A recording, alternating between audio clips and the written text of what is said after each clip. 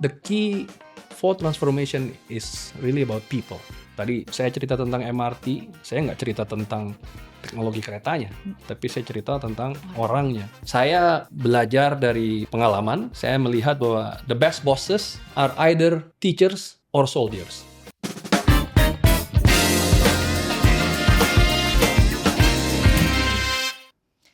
Hai, kembali lagi di podcast Cerita Industri. Kali ini kita kedatangan tamu yang sangat amat penting tentunya, yaitu Bapak Dr. Agung Wicaksono, ST, MSc, MBA, IPU, Direktur Transformasi dan Keberlanjutan Bisnis PT Pertamina Persero. Halo Bapak, selamat siang. Selamat siang Angie, selamat siang juga para insinyur, para industriawan muda di Badan Kejuruan Teknik Industri Persatuan Insinyur Indonesia. Semua sebuah kehormatan sebagai seorang industriawan, seorang insinyur teknik industri untuk bisa ngobrol-ngobrol di sini. Yeay, terima kasih Bapak sudah menyempatkan waktunya untuk bisa hadir pada acara podcast hari ini. Boleh nggak aku panggilnya Bang aja ya kita ya? Silakan. Oke, jadi Bang Agung. Masih masuk lah, walaupun kalau ke Gen Z kejauhan, tapi Gen X mendekati milenial masih boleh. Oke, ke milenial masih boleh ya. Oke, nah mungkin kita langsung aja kali ya, biar Sure. para industriawan nggak penasaran nih. Oke, nah saya mau tanya sedikit tentang masa perkuliahan Bang Agung dan awal karir Bang Agung tuh seperti apa dan gimana? Mungkin gini, kalau misalkan kita mundur ke masa kuliah dulu, apa yang menjadi alasan utama Bang Agung memilih jurusan teknik industri di ITB dan apa pembelajaran utama yang Bang Agung dapatkan dari studi di TI? Iya, saya masuk teknik industri ITB tahun 1995 ya. Jadi sudah lebih dari 30 tahun yang lalu ya. Tentu sudah sangat lama, tapi saya ingat betul pada waktu dulu kita namanya UMPTN ya, memilih jurusan itu, saya ingatnya saya ingin masuk teknik, tapi yang nggak teknik-teknik banget, gitu ya. Karena saya melihat juga jadi insinyur itu keren, tapi sepertinya saya juga tertarik dengan hal-hal yang terkait dengan manusia, dengan komunikasi, dengan bisnis ya. Sehingga orang waktu itu bilang, oh teknik industri ini teknik yang nggak teknik-teknik banget. Iya sih, benar. Dan itulah sebenarnya secara sederhana kenapa alasan saya memilih teknik industri. Ilmu yang engineering, tapi menyelesaikan masalah bukan hanya dari sisi teknis, tapi melihat berbagai aspek yang juga mempengaruhi bagaimana masalah itu diselesaikan. Oke, menarik sekali nih. Nah, apa sih sebenarnya yang mendasari Bang Agung untuk berpindah-pindah dari profesional atau consulting, kemudian akademi, hingga saat ini akhirnya berperan aktif di sektor pemerintah? Saya rasa ini sedikit banyak sangat erat kaitannya dengan teknik industri tadi. Karena di teknik industri yang kita pelajari adalah melihat segala sesuatunya sebagai sebuah sistem. Oke, ya. Sistem itu ada mesinnya pasti, ya mesin ini artinya peralatan apapun itu, tapi ada aspek manusianya, ya, kemudian ada aspek money-nya, ya, uangnya, ada aspek metodologi kerjanya seperti apa, dan juga aspek bahan baku atau materialnya. Nah, di berbagai tempat yang kebetulan saya pernah jalani, mulai itu dari pendidikan ya di kampus, pernah jadi dosen, atau juga di pemerintahan, baik waktu itu pemerintahannya pernah di sektor energi seperti sekarang, juga kemudian transportasi, dan juga mendukung waktu itu kantor presiden ya di UKP 4, hingga di bisnis pun. Di bisnis saya selain pernah di energi, sekarang di transportasi seperti MRT, tapi juga di properti, membangun kawasan industri di Jababeka, dan juga membangun ibu kota negara di IKN. Ini semua adalah hasil bagaimana teknik industri mengajari saya melihat permasalahan itu dari berbagai aspek tadi.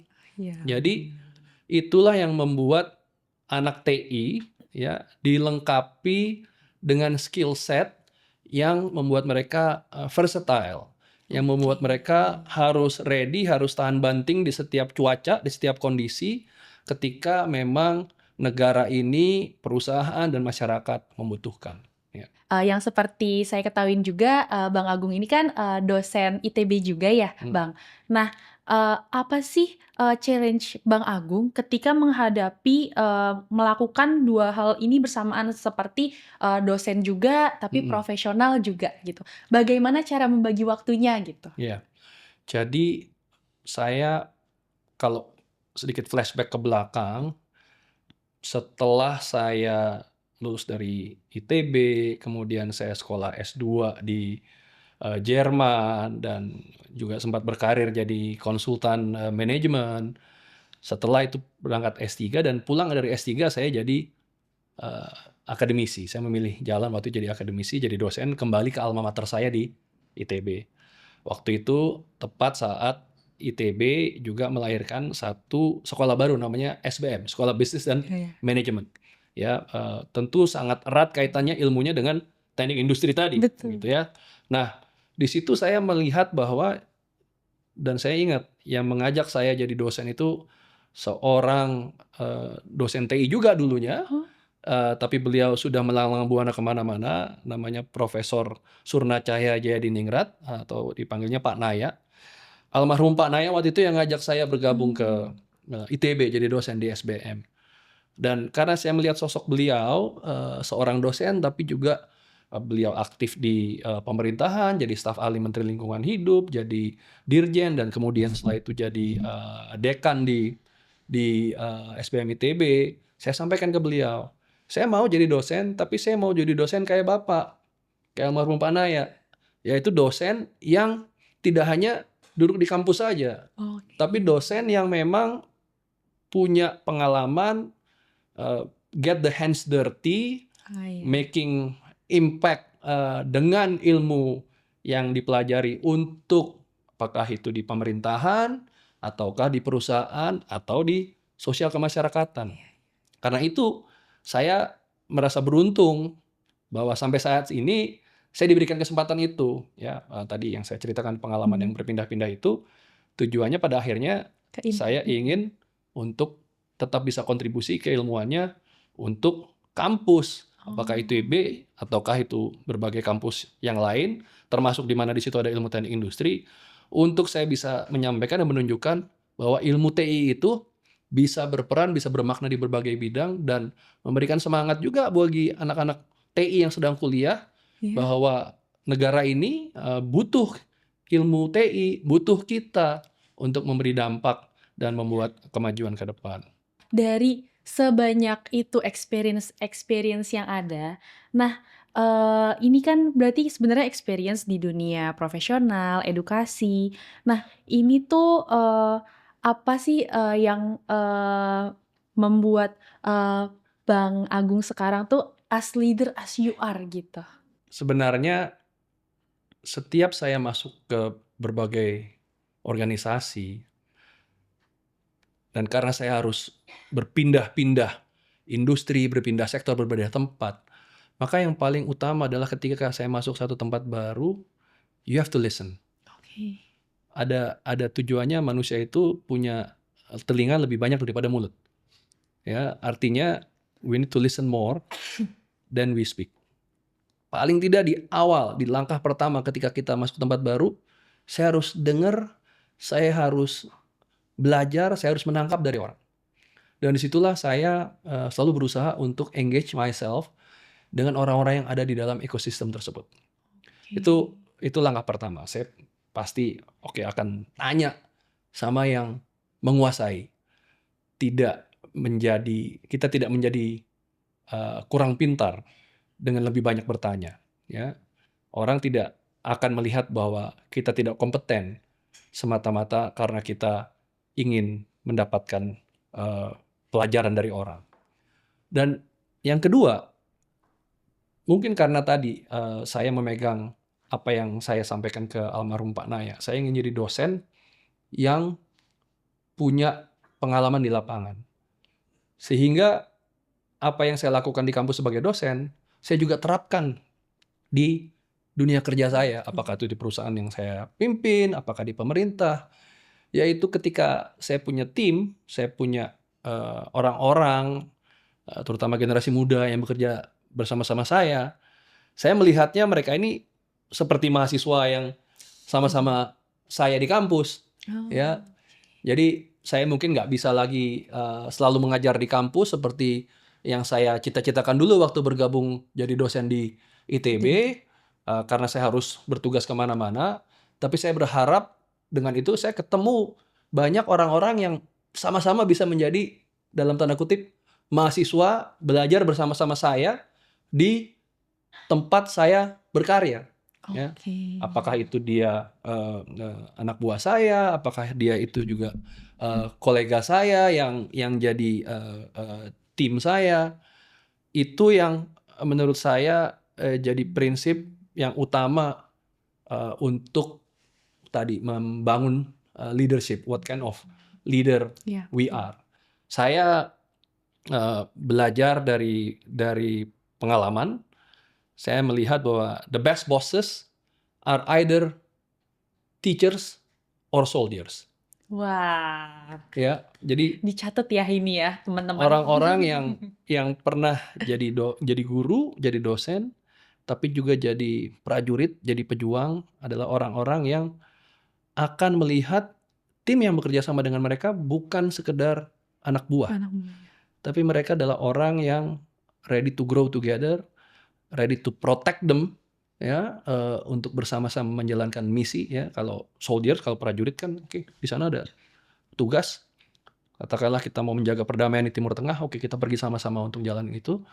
Kalau kita perlakukan karyawan kita, tim kita sebagai mahasiswa, murid, maka harapannya kalau mereka lebih pintar dari kita, lebih sukses dari kita, tentu kita juga senang dan itu yang ingin kita hasilkan. Wah, keren sekali Bang Agung. Saya jadi pengen ikutan jadi timnya Bang Agung ini. Apakah bisa?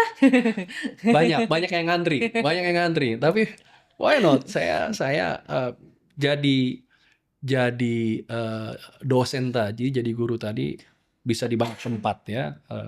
Termasuk di organisasi itu juga satu kesempatan, ya, untuk kita bangun jejaring, kita bangun network untuk sama-sama tumbuh ke depan. Ya. Karena saya juga pernah dengar nih Bang Agung, katanya ketika Car Free Day aja banyak yang sapa Bang Agung gitu. Kalau Car Free Day, apalagi itu kan Sudirman Tamrin, itu adalah jalur di mana satu ada MRT tentunya, dan kedua ada busway atau Transjakarta, di mana di dua perusahaan itu saya pernah ada di sana, pernah jadi direktur operasi di MRT dan pernah jadi direktur utama Transjakarta.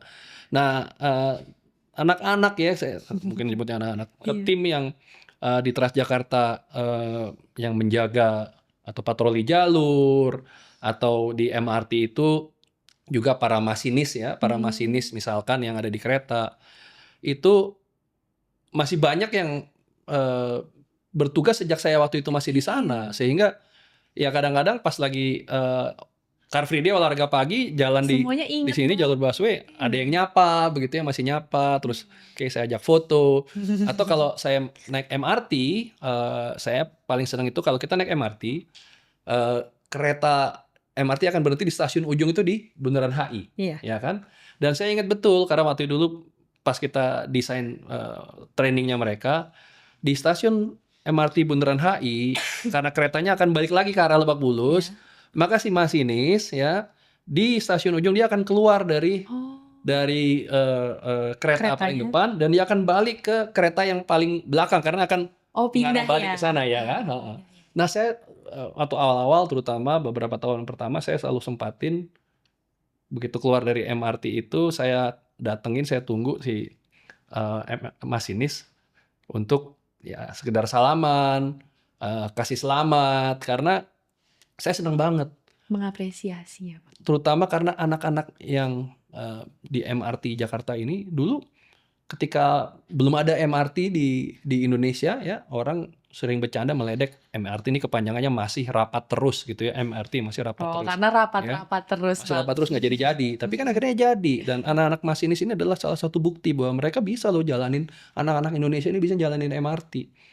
Dan mereka berani untuk memilih, aku masuk MRT, walaupun tadi orang masih ngeledek, jangan-jangan masih rapat terus, nggak jalan-jalan. Nah, disitulah saya kemudian selalu ya coba salaman, kasih selamat. Sekarang apakah udah sekolah lagi? Karena banyak anak-anak MRT yang sudah sekolah lagi.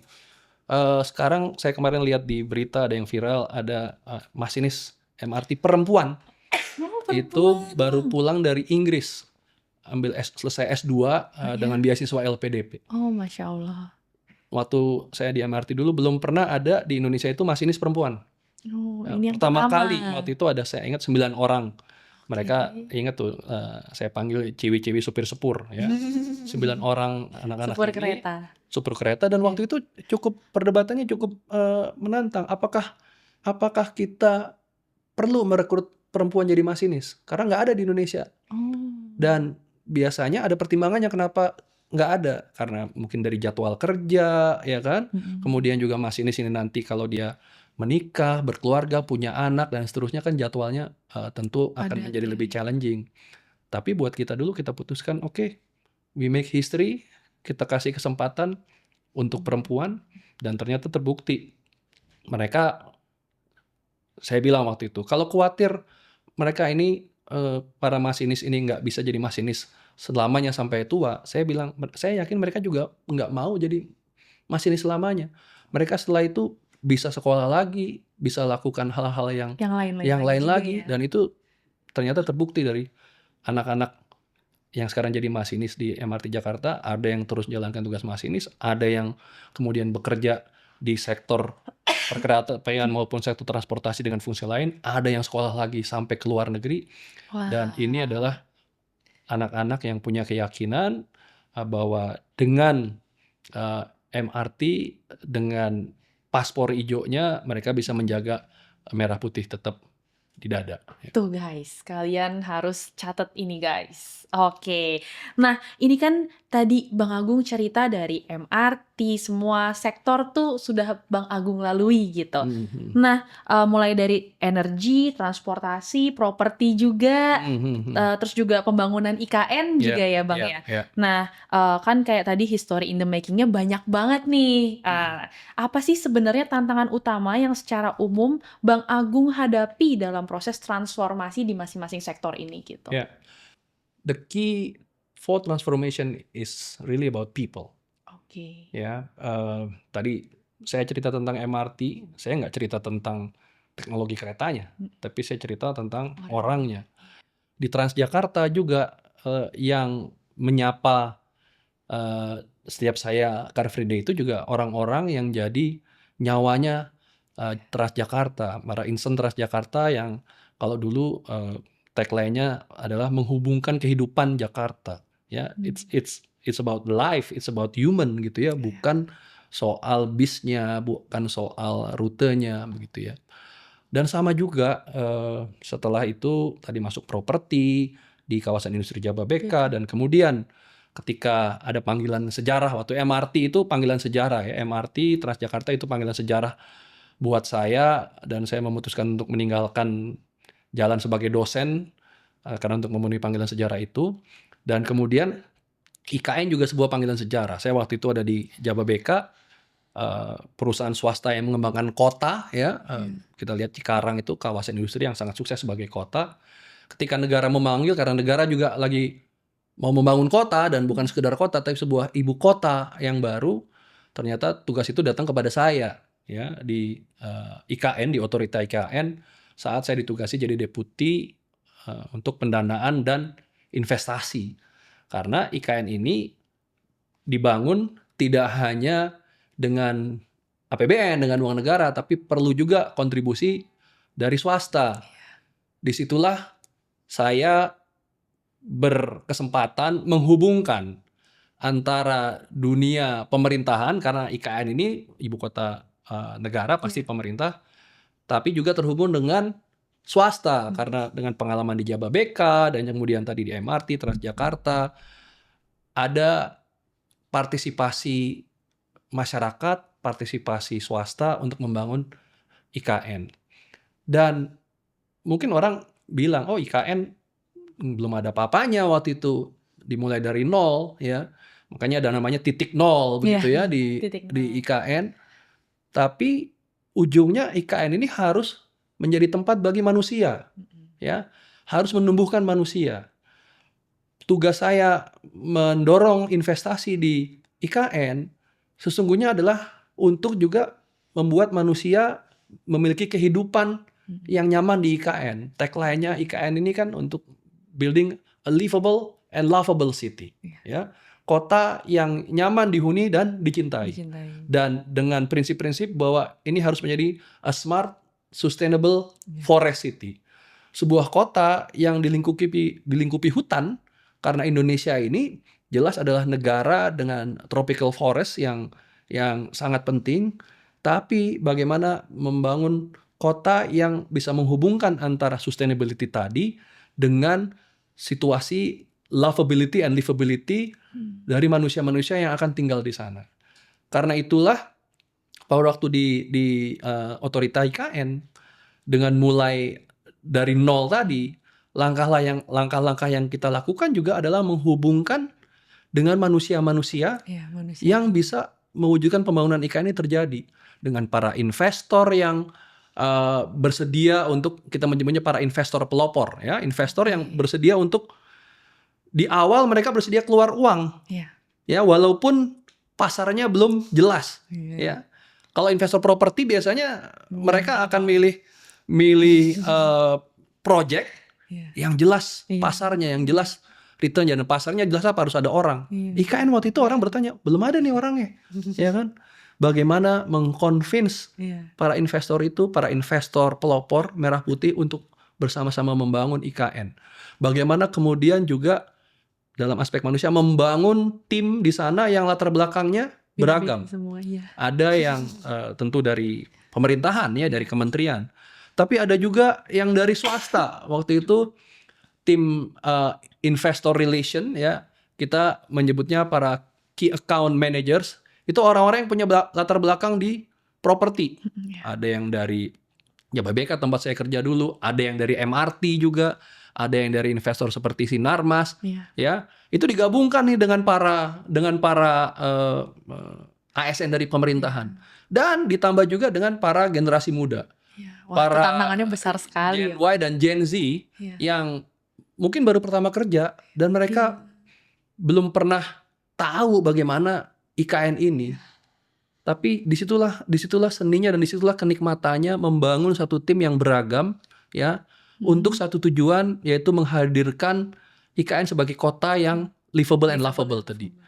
Dan terutama sekarang walaupun saya sudah meninggalkan IKN, saya senang sekali karena terutama tadi anak-anak generasi muda, para Gen Y dan Gen Z di otorita IKN yang sekarang tinggal di IKN, ada lebih dari 2.500 orang sekarang sudah tinggal di IKN sebagai para warga livable and lovable city.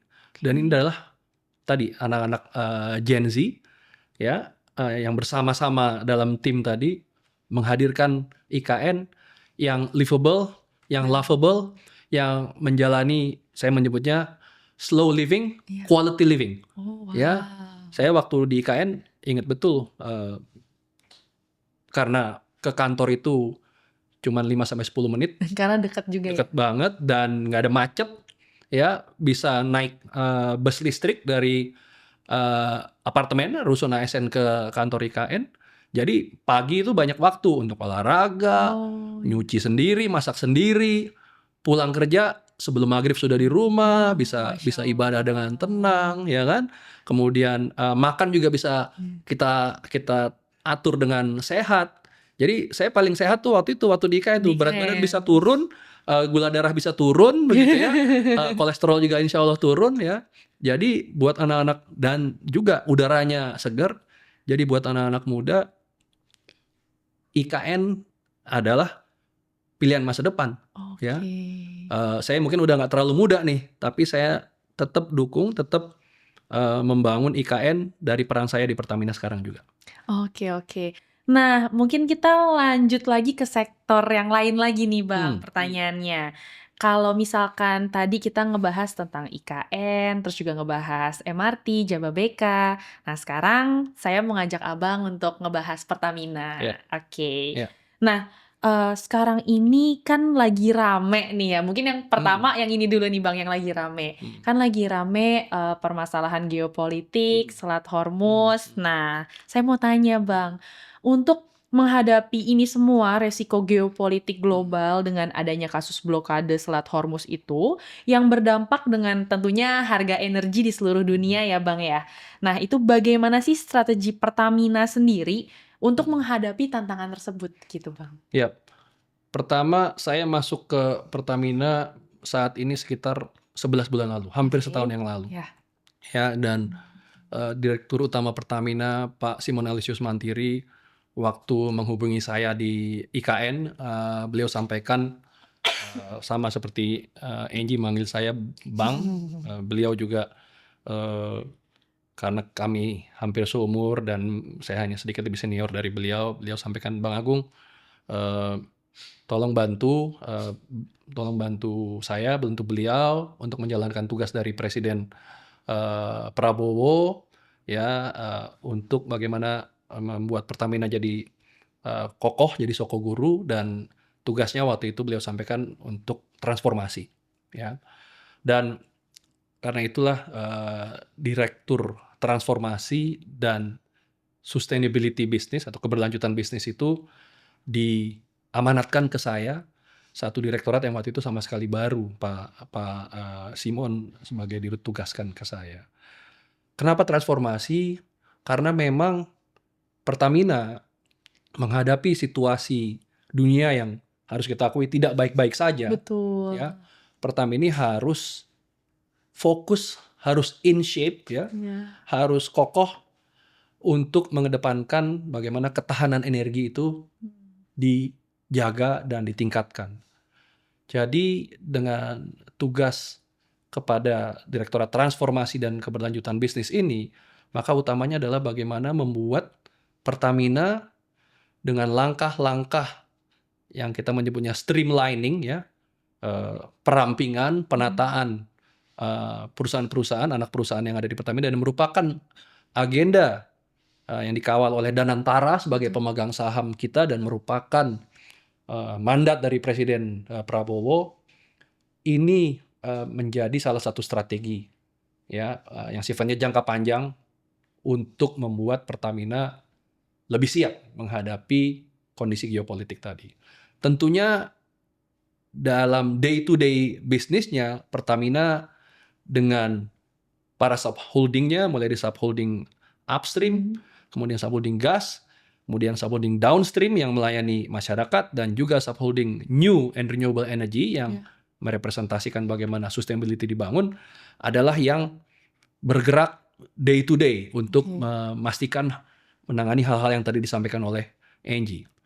Tapi di holding, di Pertamina Persero, dan dengan tugas sebagai Direktorat Transformasi dan Keberlanjutan Bisnis adalah memastikan transformasinya, perubahannya Pertamina ini siap untuk mendukung, menguatkan para subholding melayani masyarakat, mulai dari ketersediaan BBM, LPG, sampai bagaimana energi terbarukan, ya, dan memastikan adanya keberlanjutan bisnis, sustainability, ya, dari Pertamina ini. Karena seperti kita lihat tahun lalu mungkin banyak masukan, banyak kritik yang dialamatkan ke Pertamina.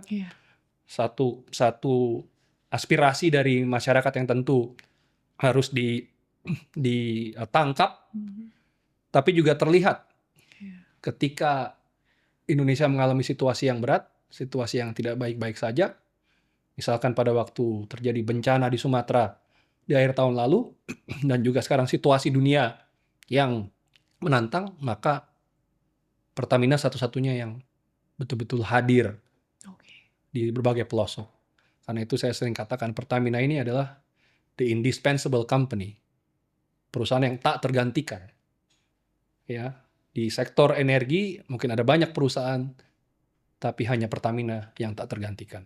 Nah, saya mau tanya juga terkait Indonesia berkomitmen untuk berperan aktif dalam mengurangi emisi dengan penerbitan Nationally Determined Contribution atau NDC pada 2030 maupun komitmen pemerintah untuk mencapai net zero emission pada tahun 2060. Nah, bagaimana Pertamina mendukung cita-cita pemerintah Indonesia ini dan apa aja sih tantangan terbesarnya? Ya, jadi tugas saya ini kan tadi ada 2 arm, transformasi dan keberlanjutan atau Keberlanjutan bisnis, ya. sustainability. Di aspek transformasinya tadi, Pertamina harus melakukan langkah-langkah yang membuat dia akan fokus pada core-nya, yaitu energi. Jadi sederhananya, perusahaan-perusahaan yang di dalam Pertamina yang tidak fokus pada sektor energi, ini kita rampingkan, kita Oh, sederhana. yang masuk tadi dalam list tadi ya? Ya, jadi total tuh ada 257 perusahaan di dalam Pertamina. Iya. Jadi 257 ini tidak semuanya fokus ke sektor energi. Nah, ini kenapa kemudian kita harus melakukan penataan sesuai dengan arahan dari Danantara Betul. atas perintah Presiden. Betul. Nah, dan di aspek sustainability-nya yang perlu dilakukan adalah bagaimana membangun kesiapan Pertamina baik dari segi roadmap-nya untuk Iya. jangka panjang maupun secara bisnisnya Oke. untuk bisa menjalankan transisi energi dari energi yang tentunya yang basisnya fosil ini masih dibutuhkan di Indonesia, ya, karena energi fosil ini satu dia adalah kekayaan di Indonesia dan kedua dia juga berperan untuk menjaga affordability, keterjangkauan biaya. Iya. Tapi kita tidak boleh berhenti di situ. Pertamina bukan hanya perusahaan minyak dan gas. Pertamina ini perusahaan energi yang juga siap berkomitmen menjalankan transisi energi dengan mengembangkan energi terbarukan. Oke. Dengan melakukan pengurangan emisi karbon untuk memenuhi tadi NDC, ya, Nationally Determined Contribution, agar mencapai net zero emission di 2060 sebagai target dari negara. Nah, disinilah tugas transformasi dan sustainability dan keberlanjutan bisnis ini terutama ditekankan, dilakukan.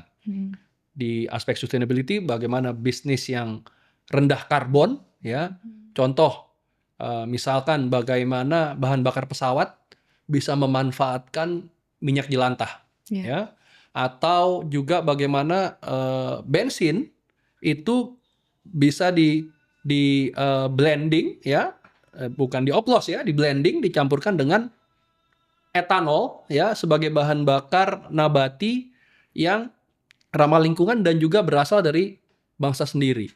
Ini langkah-langkah yang di transformasi dan sustainability ini secara intens mendorong agar ini bisa terlaksana dan tentunya dengan peran advokasi atau dukungan kebijakan yang diharapkan dari pemerintah. Jadi sekali lagi Pertamina ini perlu bertransformasi, perlu berubah dari perusahaan yang memang dominan energi fosil menjadi sangat kuat di energi terbarukan, dan Pertamina juga perlu berubah, perlu menjadi lebih kuat di dalam menghadapi situasi geopolitik global, tapi juga dalam menghadapi tuntutan dari masyarakat, dari konsumen yang ingin supaya Pertamina ini lebih baik dalam melayani masyarakat, dan itulah kenapa transformasi dan business sustainability ini menjadi penting dan menjadi bagian dari tugas saya di Pertamina. Di era transisi energi seperti saat ini tadi kan saya mau tanya juga kayak bagaimana sih insinyur-insinyur Indonesia ini dapat mendukung dan mengambil peran penting dalam mencapai NZE tadi dan juga pertumbuhan 8%. Oke. Saya jadi ingat ya, dengan saya berada di Pertamina ini, pertama kali saya cukup intens bersentuhan dengan Pertamina itu adalah tahun 2022. Waktu itu sebagai bagian dari pengurus BKTI, ya, BKTI PII, dan saya juga waktu itu jadi deputy chair namanya saat Indonesia menjadi ketua G20. Dari G20 ada B20. B20 itu Business 20, kalau G20 adalah pemerintahnya, B20 Business 20, di mana ketua chair Business 20-nya untuk energy, sustainability and climate itu adalah Dirut Pertamina Bu Nike Widiawati waktu itu. Dan beliau adalah alumni teknik industri juga. Saya juga sebagai alumni teknik industri yang waktu itu bertugas di Jababeka sebagai kawasan industri yang punya visi menjadi Green Industrial Estate. Nah di situ real nih koneksi antara teknik industri dengan teknik industri, antara kawasan industri dengan sektor energi dan sustainability. Jadi bagaimana kita sebagai insinyur TI karena melihat perusahaan kita, melihat sektor kita sebagai sebuah sistem, dan kita melihat bahwa masa depan ini harus dibentuk dari sekarang. Sekali lagi almarhum Pak Naya yang mengajak saya masuk SBM ITB karena beliau adalah seorang tokoh lingkungan. Beliau punya prinsip bahwa bumi ini bukan warisan dari nenek moyang kita, tapi bumi ini pinjaman dari anak cucu kita. Ya, karena itu yang namanya langkah-langkah menuju sustainability, menuju net zero emission untuk menjaga bumi ini harus dilakukan. Dan ternyata peran kita insinyur teknik industri, baik itu di kawasan industri maupun di perusahaan energi itu sangat relevan, sangat signifikan. Dan BKTI PII lewat program yang mendukung B20 waktu itu mempertemukan saya dengan Pertamina, dan hari ini langkah-langkah keilmuan teknik industri itu insya Allah bisa saya terapkan ya dalam melakukan transformasi Pertamina menuju keberlanjutan bisnis seperti saya sampaikan tadi. Oke. Nah, bagaimana sih peran Pertamina sendiri ketika untuk menyeimbangkan kebutuhan energi fosil yang masih besar dengan target pemerintah juga nih? Balik lagi ke yang sebelumnya tadi yang pemerintah. Nah, di tengah setiap tahunnya kebutuhan impor minyak Indonesia itu kan relatif meningkat ya Pak ya? Iya. Dan dengan target sustainability tadi, Pertamina punya yang namanya dual growth strategy.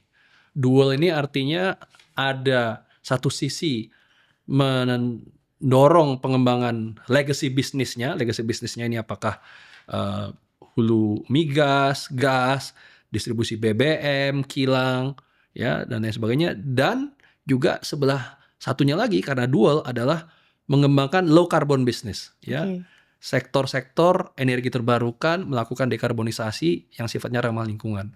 Jadi dengan itu, dengan dual growth strategy ini, Pertamina bisa menyeimbangkan antara kebutuhan energi yang merupakan sehari-hari dibutuhkan oleh masyarakat, tapi juga berpikir, merumuskan, merintis, dan melaksanakan langkah-langkah untuk masa depan, untuk menjaga bumi tadi, menjaga lingkungan agar emisi bisa ditekan serendah mungkin, tapi tetap pada saat yang sama menjaga keterjangkauan energi bagi masyarakat. Oke, menarik Bang Agung. Mungkin saya lanjut lagi ke pertanyaan selanjutnya nih. Balik lagi kita ke teknik industri, oke? Nah, di teknik industri kita kan selalu ditanamkan mengenai optimasi dan juga efisiensi. Di dunia industri saat ini kan banyak sekali juga diskusi terkait sustainability, kemudian juga bagaimana sih caranya agar sustainability dapat masuk menjadi salah satu kurikulum pendidikan teknik industri? Ya, saya rasa sustainability ini sangat penting. Dan saat ini saya lihat sudah banyak berbagai program itu mengedepankan sustainability, baik itu di level master ya, maupun saya rasa di level S1 sustainability ini bisa menjadi bagian dari kurikulum ya. Kalau di level S2 di ITB ada sustainability MBA ya di ITB, di Universitas Pertamina juga ada Master of Sustainability ya. Nah, saya rasa teknik industri bisa mulai mengadopt itu, karena pada prinsipnya sustainability tadi adalah bagian dari sistem, ya. Tapi kita melihat sistemnya itu tidak hanya sistem yang ada sekarang, tapi juga sistem masa depan yang harus dikelola sejak sekarang, ya. Jadi perspektif sistem, baik sistem thinking, sistem modeling, itu bisa menginkorporasikan peran dari keberlanjutan di dalamnya. Dan saya rasa saya mengencourage ya para akademisi, para dosen-dosen untuk menginkorporasi ya sustainability di dalam mata kuliah di teknik industri. Oke, sebelum masuk ke sesi intermezzo, boleh dong cerita sedikit, tentang apa sih yang membelakangi dan juga memotivasi Bang Agung untuk bisa selalu konsisten berperan aktif dalam pembangunan negeri dari tagline Instagram-nya kan, "Here to serve, educate for the nation." Nah, itu kan sebuah statement yang sangat tegas ya. Apakah ada sosok di belakang itu kah? Mungkin boleh diceritakan sedikit. Ya, we are here to serve, we are here to educate, we are here for the nation. Itu adalah pesan yang disampaikan oleh guru saya, guru kita juga di teknik industri, almarhum Profesor Kuntoro Mangkusubroto. Bagi yang belum tahu, beliau tokoh yang pernah jadi menteri pertambangan, menteri SDM, pernah jadi dirut berbagai BUMN, ya, apakah itu di Timah, PTBA, Batubara, tapi juga PLN, tapi juga jadi sosok yang secara kemanusiaan membangun kembali Aceh, ya, setelah bencana tsunami di tahun 2004 sampai 2009, ya. Ini sosok yang sangat berperan penting dalam hidup saya. Almarhum Pak Kuntoro menjadi pendiri dari SBM ITB, tapi juga jadi mentor yang memberikan guidance bagi saya, mungkin bisa jadi seperti bapak, Oke. tapi bapak profesional saya dan mungkin bagi banyak alumni teknik industri juga. Sosok Pak Kuntoro yang menekankan bahwa memang ilmu yang ada yang kita miliki adalah untuk melayani negara, is to serve. Tapi juga dengan ilmu yang ada kita educate, kita mencoba mendidik. Nah, mendidik itu bukan hanya kepada tim kita, seperti yang tadi saya sampaikan bahwa tim ini adalah seperti mahasiswa bersama-sama saya, ya, tapi juga kepada siapapun yang kita temui dalam perjalanan karir kita untuk mengedukasi, untuk meyakinkan, ya, prinsip-prinsip yang memang benar di dalam menjalankan tugas kita, dan at the end of the day it's for the nation. Sampai akhir hayatnya Pak Kuntoro dengan bekal keilmuan teknik industri yang beliau miliki, mengabdikan dirinya untuk Indonesia, ya, dari berbagai tempat, sektor energi, membangun kembali Aceh, menjadi kepala unit kerja presiden UKP 4, ya, dan juga tentunya mendirikan SBM ITB di kampus kecintaan beliau di ITB. Itu semua adalah bagian dari for the nation, dan mudah-mudahan saya dan kita semua bisa jadi penerus almarhum, bisa jadi dalam istilah beliau menjadi burung walet, anak-anak burung waletnya Pak Kuntoro. Kenapa anak burung walet itu penting? Karena seorang burung walet, seekor induk burung walet, ketika dia punya anaknya ini akan dibesarkan di sarangnya sampai dia siap untuk terbang.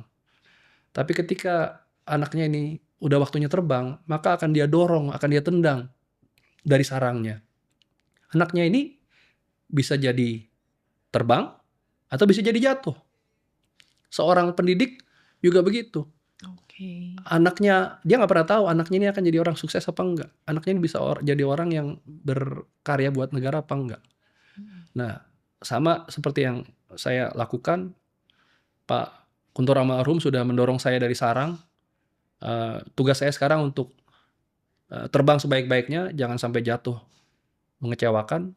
Tapi juga tugas yang lebih penting lagi, bagaimana bisa lahir banyak anak-anak burung walet, cucu-cucu burung walet, cicit burung waletnya Pak Kuntoro, cicit burung waletnya para guru-guru kita di teknik industri, untuk bisa terbang sebanyak-banyaknya dengan ilmu teknik industri, membangun negara tadi.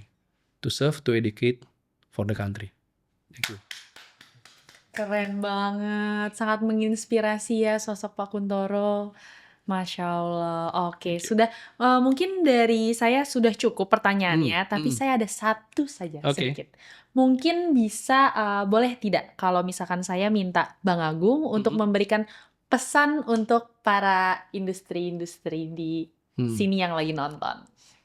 Ya, buat para industriawan, para insinyur muda yang membangun kapabilitas, meniti karir, ada satu pesan yang saya dapatkan dari salah seorang mentor saya juga. Beliau juga adalah anak didik almarhum Pak Kuntoro, walaupun bukan insinyur teknik industri. Beliau bernama Pak Sudirman Said, waktu itu mantan Menteri ESDM, dan beliau sampaikan bahwa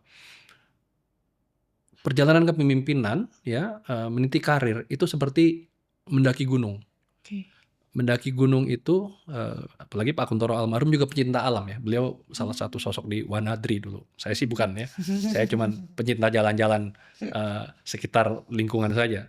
Tapi seorang pencinta alam ketika mendaki gunung, beliau ingatkan jangan pernah mendaki gunung sendirian.